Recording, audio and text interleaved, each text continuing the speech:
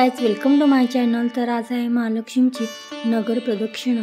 डोळे दिपवणारी विद्युत रोषणाई, आकर्षक रांगोळ्या आणि फुलांच्या पायघड्या, त्याचबरोबर आतषबाजी, अंबाबाई तुळजाभवानीची भेट, अशा अलौकिक आणि मंगलमय वातावरणात आई अंबाबाईचा नगर प्रदक्षिणा पालखी सोहळा पार पडतो।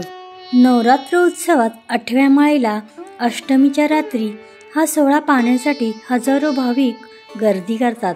अंबाबाईने अष्टमीच्या रात्री महिषासुराचा वध केला, म्हणून त्या दिवशी महालक्ष्मी सगळ्यांना सांगण्यासाठी नगर प्रदक्षिणा काढते आणि सगळ्यांना सांगते, मी महिषासुराचा वध केला आहे, त्यामुळे तुम्ही कोणीही घाबरू नका। यामुळे देवीचे संपूर्ण शहरावर संरक्षण आहे आणि आशीर्वाद राहतो अशी श्रद्धा आहे।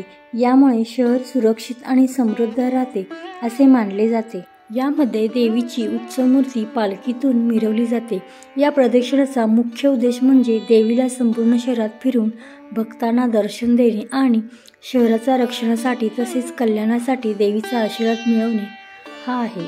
कोल्हापूर हे एक शक्तिपीठ असल्याने या प्रदक्षिणेमुळे देवीच्या शक्तीचा प्रसार संपूर्ण शहराला होतो असे मानले जाते।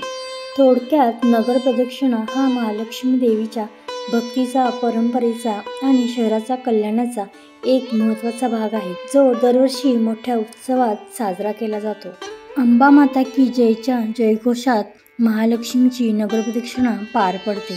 फुलांनी सजलेल्या पालखीत आरूढ अंबाबाईच्या उत्सवमूर्तीवर भाविकांकडून केला जाणारा फुलांचा वर्षाव, अशा मंगलमय वातावरणात महालक्ष्मीची नगर प्रदक्षिणा पार पडते।